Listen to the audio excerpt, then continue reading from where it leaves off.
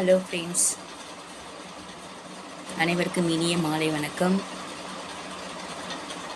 பிடித்தோ பிடிக்காமலோ என்னுடைய அரைக்குறைவான பேச்சை கேட்பவர்களுக்கு ரொம்ப நன்றி. சரிங்களா? ஒரு வருத்தம் என்ன அப்படின்னு கேட்டிங்கன்னா, 2 நாளைக்கு முன்னாடி தென்காசி மாவட்டத்தில் பழைய குற்றாலம் அருவியில் 17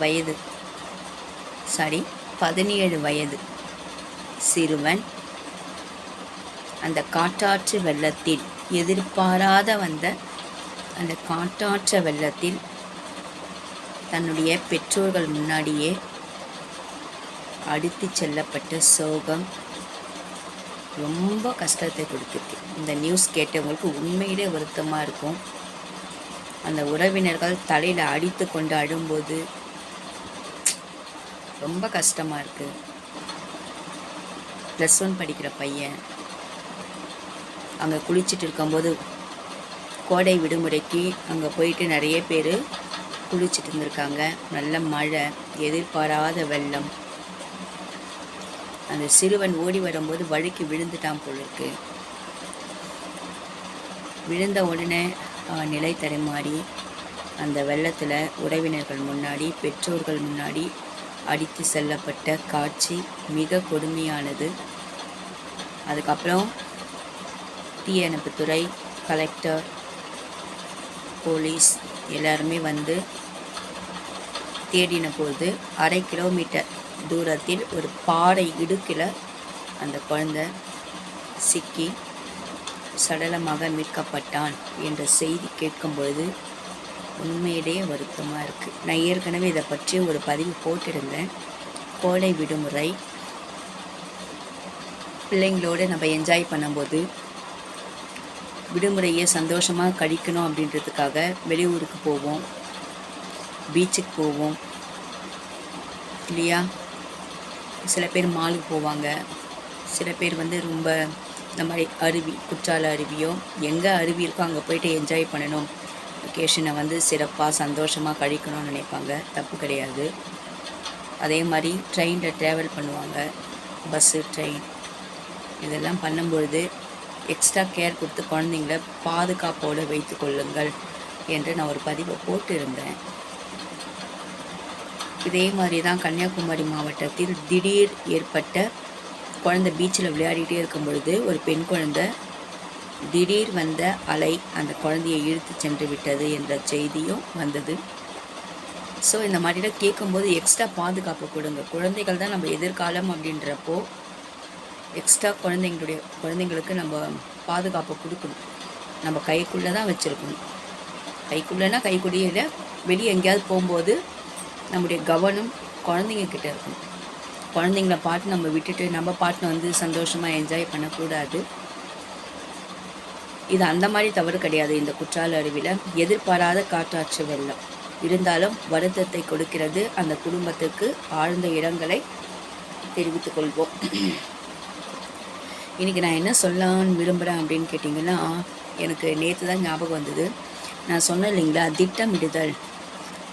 திட்டமிடுதல் என்பது நம்ம ஒரு பேப்பர்லேயோ இல்லை ஒரு நோட்லேயோ எழுதி வச்சு நம்ம என்னெல்லாம் செய்ய போகிறோம், எந்தெந்த டைமுக்கு என்னெல்லாம் செய்ய போகிறோன்றதை நான் எழுதி வச்சுட்டா அது ரொம்ப நல்ல பழக்கம் நான் சொல்லியிருக்கேன். அப்போ தான் எனக்கு ஞாபகம் வந்தது இன்னொரு விஷயமும். ஃபோன் நம்பர் எப்பொழுதுமே முக்கியமான நம்பர்களை நம்ம ஒரு சின்ன ஃபோன் டைரியில் எழுதி வைத்திருப்பது மிகவும் நல்லது. முக்கியமான நம்பரில் அந்த ஃபோன் டைரியில் ஒரு சின்ன நோட்டு போட்டு எழுதிட்டு, பேர் போட்டு எழுதிட்டு அது நம்ம பேக்கில் எப்போவுமே வைத்திருப்பது ரொம்ப நல்லது. ஏன் அப்படின்னு கேட்டிங்கன்னா, நம்ம வெளியே போகிறோம், ஃபோனை கொண்டு போகிறோம், ஃபோன் நம்பரில் தான் எல்லா நம்பர்ஸும் நம்ம என்ன பண்ணியிருப்போம், ஃபோனில் தான் எல்லாருடைய பேரையும் நம்ம ஸ்டோர் பண்ணி வச்சுருப்போம், பேர் போட்டு சேவ் பண்ணி வச்சுருப்போம். சப்போஸ் ஃபோனில் வந்து சார்ஜ் இல்லாமல் போயிடும், பேட்ரி டவுன் ஆகிடும். முக்கியமான ஒரு கால் பண்ணணும்னு நினைக்கும் போது பேட்ரி டவுன் ஆகிடும். இல்லை இப்போது நம்ம எல்லாமே யூஸ் அண்ட் த்ரோ ஃபோன் தான் வச்சுருக்கோம். ஒரு கால் பண்ணணும்னு எடுக்கும்போது திடீர்னு பேட்டரி இருக்கிற மாதிரியே தெரியும், ஃபுல்லாக இருக்கிற மாதிரியே தெரியும், திடீர்னு டவுன் ஆகிடும், காலே போகாது. அப்படி 2வது ஒரு விஷயம், பேலன்ஸ் இல்லாமல் போயிடும். அந்த டைமில் நம்ம ரீசார்ஜ் பண்ண மறந்துருப்போம், பேலன்ஸ் இல்லாமல் போயிடும். 3வது, ஃபோன் சம்டைம்ஸ் மிஸ் ஆகிடும். அப்போது முக்கியமான ஆளுங்களுக்கு நம்ம ஒரு தகவல் கொடுக்கணும், ஃபோன் பண்ணி பேசணுன்னா நம்மகிட்ட நம்பர் இருக்காது. எல்லா நம்பரையும் நம்ம வந்து மெமரியில் வச்சுட்ருக்க முடியாது. அப்போது நம்ம அடிக்கடிக்கு யாருக்கு ஃபோன் பண்ணுவோம்? வீட்டுக்கு தான் பண்ணுவோம். ஸ்டூடெண்ட்டாக இருந்தால் அம்மா அப்பா, அண்ணன் அக்கா தங்கச்சி இவங்களுக்கு. ஹஸ்பண்ட் இருந்தால் ஒய்ஃப், பசங்களுடைய நம்பர். ஒய்ஃபாக இருந்தால் ஹஸ்பண்டுடைய நம்பர், அம்மா அப்பா, மாமனார் மாமியார், அந்த மாதிரி யாராவது நம்ம சொந்தக்காரருடைய நம்பரை, நல்ல பரிச்சயமான நம்பரை, நமக்கு நம்ம யாருக்கிட்டெல்லாம் அடிக்கடி காண்டாக்ட் பண்ணுறோமோ அவங்க நம்பரை பேர் போட்டு எழுதி ஒரு டைரியில் எழுதி நம்ம பேக்குள்ளேயோ ஷர்ட் பேண்ட்லேயோ வச்சுக்கிறது ரொம்ப நல்ல பழக்கம். சரிங்களா? சில பேர் அதை செய்கிறது கிடையாது. சம்டைம்ஸ் ஃபோன் இல்லை, ஃபோன் எமர்ஜென்சியாக பண்ணணுன்றப்போ அந்த ஃபோன் வந்து நமக்கு கை கொடுக்காது. அந்த டைமில் இந்த ஃபோன் நம்பர் இருந்துச்சுன்னா யார்கிட்டையாவது வாங்கி கூட ஒரு கால் பண்ணலாம், பேசலாம், காண்டாக்ட் பண்ணலாம், யூஸ்ஃபுல்லாக இருக்கும். சரிங்களா? ட்ரெயினில் கூட பார்த்தீங்கன்னா அந்த வயசானவங்களாம் இருப்பாங்க, அவங்கக்கிட்ட ஃபோன் இருக்காது. இப்போ வயசானவங்களாம் டச் ஃபோனில் பட்டன் ஃபோன் வச்சுருக்காங்க இல்லையா? அதில் கூட என்ன பண்ணுவாங்கன்னா அவங்களுக்கு நம்பர் போட தெரியாது. அப்போ பக்கத்தில் இருக்கவங்க யார்கிட்டயா சொல்லி இந்த நம்பர் போட்டு கொடுங்க, இல்லை வீட்டில் இருக்கவங்க பேரில் போட்டு நம்பர் ஸ்டோரேஜ் பண்ணிகிட்டு இருப்பாங்க. இது பட்டன் ஃபோனில் அவங்க பேர் சொல்லுவாங்க, இந்த மாதிரி சக்தின்ற நம்பர் எடுத்து கொடுமா அப்படின்னு கேட்பாங்க. நம்ம பார்த்து சக்தின்ற நம்பரை எடுத்து கொடுத்தோம்னா அவங்க ஃபோன் பண்ணி பேசுவாங்க, நம்பர் போட தெரியாதவங்க. சில பேர் ஃபோனே எடுத்துகிட்டு வர மாட்டாங்க வயசானவங்க. ஆனால் அவங்கக்கிட்ட என்ன பண்ணிகிட்டு இருப்பாங்கன்னா, அவங்க எங்கேயாவது ஊருக்கு போனோம் வரணும் செய்கிறப்போ வீட்டில் இருக்கிறவங்களே ஒரு பேப்பரில் ஃபோன் நம்பர் எழுதி அவங்கக்கிட்ட கொடுத்துருப்பாங்க. கொடுத்துட்டு நீங்கள் இந்த இடத்துல வந்த உடனே எனக்கு யார்ட்டையாவது வாங்கி நீங்கள் ஃபோன் பண்ணுங்கம்மா, நாங்கள் வந்து உங்களை வந்து கூட்டிகிட்டு போகிறோன்னு சொல்லுவாங்க வயசானவங்க. அப்போ அவங்க என்ன பண்ணுவாங்கன்னா பேர் போட்டு, ஃபோன் இருந்தால் கொடுமா, ஃபோன் இருந்தால் இந்த நம்பருக்கு ஃபோன் பண்ணி கொடுமா, என் பையனுடைய நம்பர் இது, என் பையனை இங்கே வர சொல்லணும் அப்படின்னு சொல்லுவாங்க. அப்போ நம்ம போட்டு கொடுத்தோம்னா அவங்க பேசுவாங்க. ஸோ இதுவும் ஒரு நல்ல பழக்கம்தான் இல்லையா?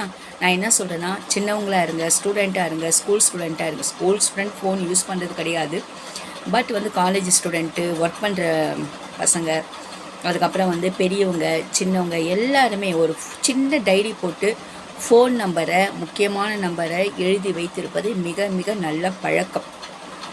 சரிங்களா? நான் வச்சுருக்கேன், என் பிள்ளைங்களுக்கும் அதை நான் சொல்லி கொடுத்துருக்கேன், என் பிள்ளைங்களும் வச்சிட்ருக்காங்க. இதை வந்து நான் ரொம்ப நாளாகவே உங்களுக்கு சொல்லணும்னு ஆசைப்பட்டேன் ஒன்று. ஏன்னா நான் ட்ரெயினில் பார்க்கும்போது ஒருத்தருடைய ஃபோன் வந்து சார்ஜ் டவுன் ஆகிடுச்சு. பட் வந்து அவங்க வந்து அவங்க பேரண்ட்ஸுக்கோ யாருக்கோ கால் பண்ணணும்னு நினைக்கிறாங்க, பட் ஃபோன் போகலை. ஃபோன் எடுக்கிறாங்க, ஃபோன் நல்லதாக இருக்குது, சார்ஜ் வந்து அவங்களுக்கு ஃபுல்லாக காட்டுது, பட் நம்பர் போட்டு டயல் பண்ணிவிட்டு ஃபோன் பண்ணலான்னு இருக்கும்போது ஆஃப் ஆகிடுது. அப்போ அவனாங்க சொல்கிறாங்க, ஐயோ பார்க்கும்போது ஃபுல் சார்ஜ் காட்டுதுங்க, ஃபோன் பேசும்போது அந்த மாதிரி தான் இப்போ இருக்குது ஃபோனு. எப்போ சார்ஜ் இறங்கும் என்ன ஆகும்னு தெரியாது. ஸோ அந்த டைமில் வந்து நம்ம ஒரு ஃபோன் நம்பரை எழுதி வச்சிட்டோம்னா ஆபத்து காலத்தில் அது நமக்கு உதவும்.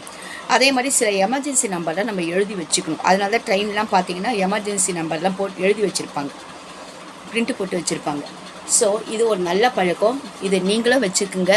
அதுக்கப்புறம் நம்ம குழந்தைங்களுக்கும், ஸ்டூடெண்ட்டு, காலேஜ் போகிற ஸ்டூடெண்ட்டுக்கும் இந்த விஷயத்தை கற்றுக் கொடுங்க. சரிங்களா? இது என்னுடைய அனுபவம். நீங்களும் செய்து பாருங்கள். பிடிச்சிருந்தால் லைக் பண்ணுங்கள், ஷேர் பண்ணுங்கள், கமெண்ட்ஸ் பண்ணுங்கள். நான் வேறு ஒரு பதிவு தான் இன்றைக்கி போடலான்னு நினச்சேன், பட் இது முக்கியமான ஒரு விஷயம் இல்லைங்களா? அந்த ஃபோன் நம்பர் நோட் பண்ணி வச்சுக்கிறது, அதுக்காக தான். எல்லாத்துக்குமே நம்ம ஃபோனையே நம்பிட்டு இருக்கக்கூடாது. சரிங்களா? எப்பொழுதுமே ஒரு சின்ன நோட் கையில் இருப்பது நல்லது.